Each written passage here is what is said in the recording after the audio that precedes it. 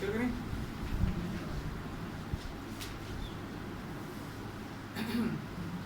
تلاوت قرآن پاک رہ گیا تھا اور وہ میں بیان کرتا ہوں, اس کے بعد ہم اسی کے اوپر بات چیت کرنے لگیں. اعوذ باللہ من الشیطان الرجیم, بسم اللہ الرحمن الرحیم. تبارک الذی بیدہ الملک وہو علی کل شیء قدیر الذی خلق الموت والحیاۃ لیبلوکم ایکم احسن عملا وہو العزیز الغفور الذی خلق سبع سماوات طباقا ما تری فی خلق الرحمن من تفاوت فارجع البصر هل تری من فطور ثم ارجع البصر کرتین ینقلب الیک البصر خاسئا وہو حسیر. ترجمہ پیش کرتا ہوں. یہ اللہ تعالیٰ نے اپنا تعارف کروایا ہے, اور قرآن کی شروع کی جو آیات ہوتی ہیں نا, سورت کی جو شروع کی آیات ہوتی ہیں انتہائی اہم ہوتی ہیں. آج کل یوٹیوبرز بھی اپنی ویڈیو میں کہ شروع میں سب سے اہم چیزوں کا ایک کلپ ساتھ لگاتے ہیں کہ لوگ اٹریکٹ ہوں, اس کو دیکھنا شروع کریں, پھر آگے تک بڑھیں. ٹھیک ہے, تو ایک انسان کی سائیکالوجی کے اوپر بیس کرتی ہوئی اللہ تعالیٰ نے بھی قرآن کی جتنی بھی صورتیں ہیں ان کی شروع کی جو آیات ہیں, شروع کی آیات, اس کے اوپر اپنا تعلق یا کوئی ایسی خاص واقعے کی طرف نشاندہی کی ہوتی ہے اللہ تعالیٰ نے. تو عقل رکھنے والوں کے لیے اس کے اندر نشانیاں ہوتی ہیں. تبارک الذی بیدہ الملک وہو علی کل شیء قدیر, پاک ہے وہ ذات جو ہر چیز پر قادر ہے. ٹھیک ہے, اللہ تعالیٰ اپنا تعارف کروا رہے ہیں. اگر تعارف یہاں تک ہی ہو جاتا تو کافی تھا, لیکن اللہ تعالیٰ کیونکہ اپنے آپ کو ایکسپریس کرنا چاہ رہے ہیں کہ میں کیا ہوں. اتنا کہنے کی وجہ سے لوگوں کو تھوڑی سمجھ آ جائے گی, لوگوں کو تھوڑی پتہ چل جائے گا لوگ اللہ کو کیسے پہچانیں گے. یہ اللہ تعالیٰ غائب بھی ہیں مگر نظر بھی آتے ہیں. پھر اللہ تعالیٰ آگے فرماتے ہیں الذی خلق الموت والحیات, میں وہ ہوں جس نے موت اور زندگی کو پیدا کیا. یعنی کہ اس سے پہلے موت اور زندگی کا کانسیپٹ نہیں تھا. اگر موت اور زندگی کو ہم غور سے دیکھیں, اس کے پیچھے کی سائیکالوجی دیکھیں, تو اس کا مطلب اللہ تعالیٰ یہ کہنا چاہ رہے ہیں میں نے ٹائم کو پیدا کیا. موت اور زندگی ریفرنس ہے ٹائم فریم کا. ٹائم ہوگا تو کسی کی زندگی شروع ہوگی, ایک جگہ پہ ختم ہوگی. موت اور زندگی, اگر موت اور زندگی کا کانسیپٹ نہ ہو تو وہ جگہ کہیں پر بھی ٹائم نہیں ہوگا. ٹائم کو پیدا کیا, ٹائم کو ریفرنس, لیکن ٹائم کے بغیر موت اور زندگی کا کانسیپٹ نہیں ہے. ٹھیک ہے نا, یہ بیسیکلی موت اور زندگی ہی تو ٹائم کو بناتی ہے. فار ایگزامپل میں 400 سال سے اسی طرح کا ہی ہوں, میرے اندر کوئی چینج نہ آ رہی ہو, آپ کے اندر بھی کوئی چینج نہ آ رہی ہو, تو کیا فرق پڑے گا آپ لوگوں کو؟ کوئی بھی فرق نہیں پڑے گا.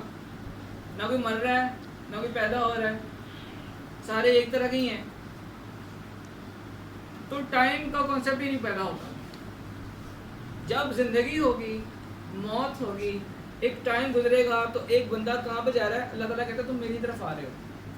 ہر گزرتا ہوا لمحہ تمہیں مجھ سے قریب کر رہا ہے. موت کی طرف بڑھ رہا ہے نا انسان. جتنا جتنے قدم چڑھتا جائے گا, ٹائم گزرتا جائے گا, وقت کا پہیہ گھومتا جائے گا, تو انسان کدھر جا رہا ہے؟ اپنے رب کی طرف, اپنے رب سے موت کی طرف. جیسی موت آئے گی تو اللہ کے حضور سامنے پیش ہوگا. الذی خلق الموت والحیات لیبلوکم ایکم احسن عملا, تاکہ تم اچھے اعمال کر سکو, تمہیں آزمایا جا سکے. موت اور زندگی پیدا کی تاکہ تمہیں آزمایا جا سکے. کون اپنے وعدے پہ پورا اترتا ہے؟ کون کہتا ہے میں سچا اللہ سے پیار کرنے والا ہوں, اللہ کو خدا ماننے والا ہوں, اللہ کو اللہ ماننے والا ہوں؟ یہ تمہیں آزمائش کے لیے دنیا میں بھیجا گیا ہے. جنت میں ٹائم نہیں ہوگا, جنت میں ٹائم نہیں ہوگا. جنت میں ہمیشہ ہمیشہ کی زندگی ہوگی. اس کے لیے ہمیشہ ہمیشہ کا ورڈ استعمال کیا جاتا ہے.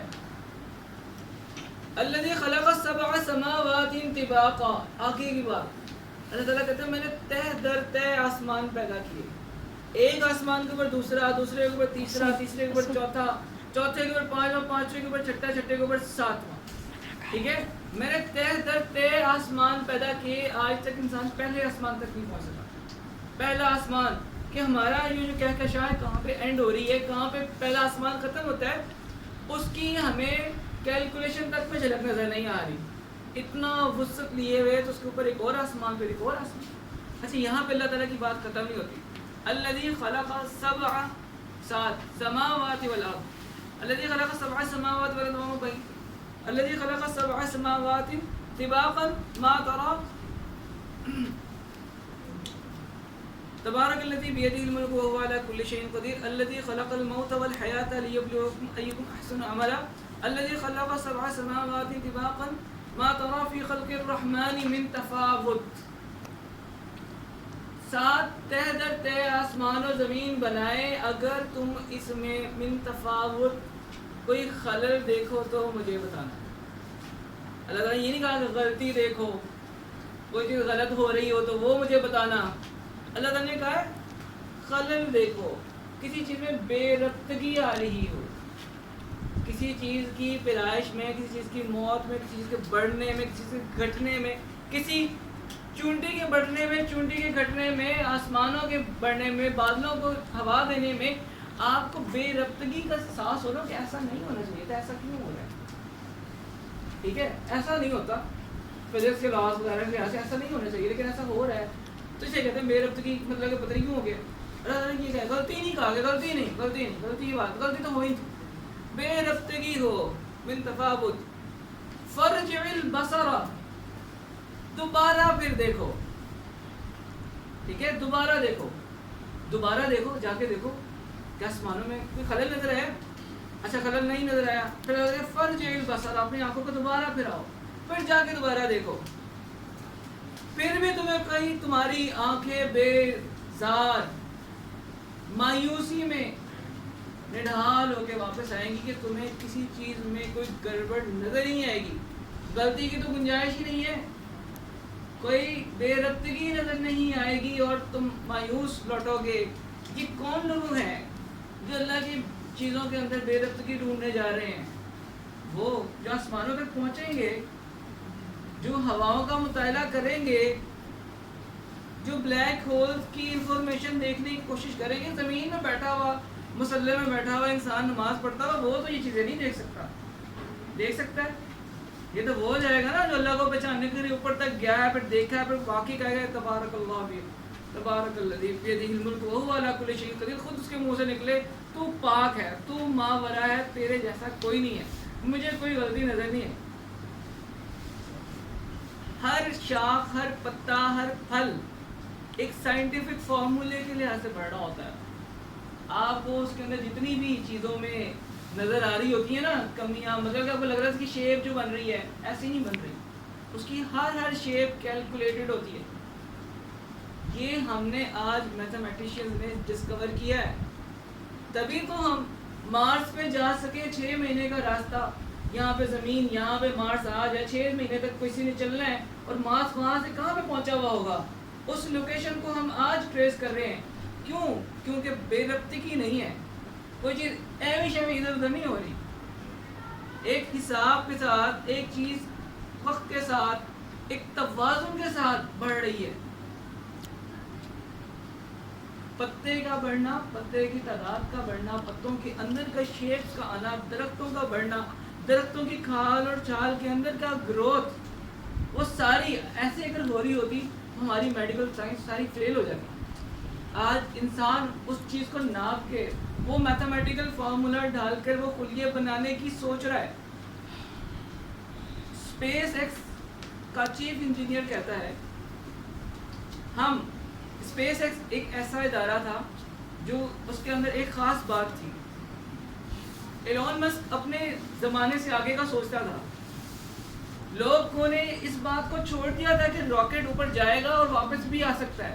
ان کا یہ کانسیپٹ تھا کہ میزائل جیسے پھٹ جاتا ہے راکٹ بھی تباہ ہو جائے گا، واپس راکٹ نہیں آ سکتا، یہ صرف ون ٹائم شو ہے. گیا راکٹ ٹوٹ گیا، بندے کو کسی طریقے سے بلا دو. اس نے کہا کہ اگر راکٹ جا سکتا ہے تو واپس بھی آ سکتا ہے. اگر راکٹ کا آنا جانا پاسبل ہو گیا تو جو 18 گھنٹے کی فلائٹ ہے وہ 1 گھنٹے آدھے گھنٹے کے اندر ہو جائے گی. راکٹ کے ذریعے ٹائم بچ جائے گا. راکٹ کی سپیڈ بہت تیز ہے کیونکہ وہ ارتھ کی گریوٹی سے باہر نکل جاتی ہے، پھر واپس آتی ہے تو وہاں پہ کوئی اور ملک کو کوئی اور چیز ہوتی ہے. تو کہتا ہے کہ چیف انجینئر ہمیں 8 سال لگے ری یوزیبل راکٹ بنانے کے لیے. انتک محنت ہم نے کی کرنے کے بعد، کیونکہ وہ راکٹ واپس اپنی جگہ پہ آتا ہی نہیں تھا. ایک راکٹ چلا گیا اوپر اس کو واپس لے کے آنا ہے، واپس بھی کتنی جگہ، راکٹ کی پوائنٹ سی جگہ ہوتی، چھوٹی سی جگہ اس میں راکٹ نے واپس آنا ہے. اسپیس میں جا کے زمین میں نظر ہی نہیں آ رہا ہوگا وہ پوائنٹ. ٹھیک ہے نا, وہ تو پوائنٹ وہاں سے ایک سوئی سے بھی چھوٹا پوائنٹ ہوگا, شاید وہ نظر بھی نہ آ رہا, اس پہ آپ نے لینڈ کروانا اور لینڈ بھی اس راکٹ نے بالکل اوپر اس کے اوپر ہو کے آنا ہے. وہ کہتے ہیں کہ ہمیں 8 سال لگے صرف اور صرف اس میتھمیٹیکل فارمولا کو ڈھونڈنے میں جس کی وجہ سے وہ واپس اپنی جگہ پہ آ سکتا تھا. اب وہ آگے یہ نہیں بتائے گا میں کون سا میتھمیٹیکل فارمولا کی بات کر رہا ہوں, وہ یہ نہیں بتائے گا کہ ہم نے اس کو کیسے واپس لے کے آئے. یہ تو ان کی پراپرٹی, انٹلیکچوئل پراپرٹی, اگر وہ سب کے پاس آ گئی وہ سب اسپیس ایکس بنا بیٹھیں گے. 8 سال انہوں نے اب تک محنت کی ہے, سیلریز پے کی گئی ہیں, لوگوں کو اتنا زیادہ اس کے اوپر پیسہ لگایا گیا ہے, پیسہ لگانے کے بعد چیزیں بنی ہیں. تو میتھمیٹیکل فارمولا, وہ ڈیریویشن, اس کو کرتے کرتے ہمیں اتنا ٹائم لگا. آئنسٹائن نے کبھی کوئی تجربہ نہیں کیا, صرف اس نے اپنی زندگی میں 2 چیزیں استعمال کی, کاغذ اور پینسل. کاغذ اور پینسل سے مراد یہ نہیں ہے کاغذ سے مراد صرف کاغذ تھا, یا پینسل سے مراد اس نے صرف ایک ہی پینسل استعمال کی, مارکر استعمال نہیں کیا. اپنی سوچ کو ذرا بڑا کریں, مطلب یہ کہ تھیوری کے علاوہ اس نے اور کوئی کام نہیں کیا پریکٹیکل, ٹھیک ہے. اور اس نے جو میتھمیٹیکل فارمولا ڈرائیو کیے, جو تھیوریز لکھی, آج پریکٹیکلی لوگ اس کو اگینسٹ ثابت کرنے کے لیے اپنے جہاز, راکٹ بھیج رہے ہیں. لیکن آئنسٹائن آج تک اس کو کوئی غلط ثابت نہیں کر سکا. اس نے گھر بیٹھے بیٹھے بغیر راکٹ اڑائے اس نے یہ ساری چیزیں کیلکولیٹ کر لی تھی, اور کیلکولیٹ ہی نہیں کی تھی, اس نے ان کے بارے میں حتمی رپورٹس پیش کر دی تھی, فارمولے پیش کر دیے تھے. اور اس کو جھٹلانے کی کوشش میں لوگوں نے بہت ایکسپیریمنٹ کیے, راکٹس بھیجے, لیکن آخرکار آئنسٹائن کی جو تھیوری تھی, جو اس کا ایکویژن تھی, وہ سالڈ پروف بنتی تھی کہ وہ اس کو غلط نہیں کیا جا سکتا. ٹھیک ہے, یہ کاغذ اور قلم بہت قیمتی چیز ہے. اللہ تعالیٰ نے سورہ قلم میں فرمایا نون والقلم وما یسطرون, قسم ہے قلم کی اور اس کی جسے لکھا جاتا ہے. صرف یہ نہیں کہا قلم, اللہ کو پتہ ہے کہ آگے کمپیوٹرز بھی آئیں گے, لکھنے کے لیے 3D چیزیں بھی آ سکتی ہیں, انگلیوں سے لکھا جا رہا ہے, کل کو زبان دماغ سے سوچ کے بھی لکھا جا سکتا ہے. اللہ تعالیٰ نے اس کی قسم کھائی ہے کہ بہت قیمتی چیزیں ہیں. اب ان چیزوں کو دیکھنا, ان چیزوں کو سمجھنا, ان چیزوں کو پرکھنا, یہ اللہ کی نشانیوں میں سے ہیں. اللہ تعالیٰ کیوں یہ چیزیں بتا رہے ہیں بار بار؟ قرآن بڑا جب ترجمہ والا قرآن میں پڑھتا ہوں, اس کے اندر مجھے چیزیں ایسے سے نظر آتی ہیں, عقل دنگ رہ جاتی ہیں کہ یہ تو ہم فزکس میں پڑھ رہے ہیں, یہ تو ہم میتھمیٹکس والی بات ہو رہی ہے, یہ تو تھیوریز پہ کام ہو رہا ہے, ان پہ تو انگریز کام کر رہے ہیں, مسلمان کوئی کام نہیں کر رہا. مسلمان خاموش بیٹھا ہوا ہے, وہ اٹھتا ہے, جاب پہ جاتا ہے, سیلری لیتا ہے, واپس آ جاتا ہے, مشین کی طرح کام کر رہا ہے. اس کا جو باس ہے وہ انجوائے کر رہا ہے اور پیسے بھی کما رہا ہے. کیوں؟ کیونکہ اس کے پاس انٹلیکچوئل انفارمیشن ہے. ٹھیک ہے, آپ مزدوری کر رہے ہو, وہ انجینئرنگ کر رہے ہیں, آپ کام کر رہے ہو, وہ ریسرچ کر رہے ہیں, وہ اپنی بلڈنگیں بنائی جا رہے ہیں, آپ اپنے چھوٹے چھوٹے گھروں میں بیٹھ کے خوش ہیں. تو یہی عالم کا حال ہے. مسلمانوں کو کس اونچے مقام تک اس رب کی قسم جس نے قرآن میں ایسی سی باتیں بیان کی ہیں, ٹھیک ہے, ایسی سی باتیں بیان کی ہیں اور ایسی سی چیزیں بیان کی ہیں, ان کو مسلمان معین نہیں کر سکتا. آج کا مسلمان تو بالکل بھی نہیں کر سکتا, کافر کر سکتا ہے, کافر کر رہا ہے, وہ دیکھ کے آ رہا ہے چیزوں کو, کہہ رہا ہے کہ ہاں یہ تو پاسبل ہے, یہ چیزیں تو موجود ہیں. چاند کی زمین میں دراڑ ان کو نظر آ گئی ہے, وہ شق القمر کی طرف اشارہ کر رہا ہے. انگریز نہیں مانتا کہ نبی صلی اللہ علیہ وسلم کے ہاتھ کے اشارے سے چاند کے 2 ٹکڑے ہوئے, ایک ٹکڑا ادھر چلا گیا, ایک ٹکڑا ادھر چلا گیا, پھر واپس چاند جڑا ہے. اقتربت الساعۃ وانشق القمر, اس وقت کو یاد کرو جب چاند کے 2 ٹکڑے کر دیے اللہ تعالیٰ نے کیے, ایک ٹکڑا ادھر ایک ٹکڑا ادھر جڑا. آج ناسا کے لوگ, مسلمان تو پہنچے نہیں نا چاند پہ, مسلمان تو پہنچے نہیں ہیں, وہ تو انگریز, کافر, یہودی, وہ جا کے پہنچے ہیں چاند پہ, وہ دیکھ رہے ہیں, وہ تھوڑی آگے بتائیں گے. ہاں انفارمیشن آ رہی ہے کہ چاند پہ دڑار نظر آ رہی ہے, شاید بہت بڑا طوفان آیا ہوگا کسی وقت میں, دڑار ٹوٹا ہے بھائی, جب وہ جڑے گا دراڑ تو رہے گی, کوئی نہ کوئی اثرات تو رہیں گے, درمیان میں پہاڑی سلسلہ تو بنے گا جو نشان دے رہا ہوگا کہ یہاں پہ کچھ نہ کچھ تو ہوا تھا کسی وقت میں. اور کافروں نے کیا کہا اس چیز کو دیکھ کے؟ انہوں نے کہا کہ محمد کا جادو اس پہ بھی چل گیا. ٹھیک ہے نا, وہ یہ کہہ رہے تھے. اور وہ دیکھ رہے تھے, انہوں نے کہا کہ چاند کو توڑ کے دکھا دو, چاند کو یہ کر کے دکھا دو. اللہ تعالیٰ سے نبی صلی اللہ علیہ وسلم نے دعا مانگی, پوچھا میں کیا کروں؟ اللہ نے کہا کہ آپ بس انگلی اوپر کریں پھر دیکھیں. تو ہو گیا جو مانگا تھا, انہوں نے نشانی دے دی اللہ تعالیٰ نے نبی کے ہاتھ میں, اور وہ چاند 2 ٹکڑے ہوا. بہت بڑا, لوگوں نے دیکھا جب تھوڑے وقت کے لیے ہوا تھا, لیکن کفار مکہ نے تو دیکھا ہے. آج کی سائنس نہیں مان رہی ہے, لیکن آہستہ آہستہ پتہ چل جائے گا کہ سائنس کی وجہ کیوں تھی, کیسا تھا, کس طرح سے کام ہوا. ٹھیک ہے, اوکے.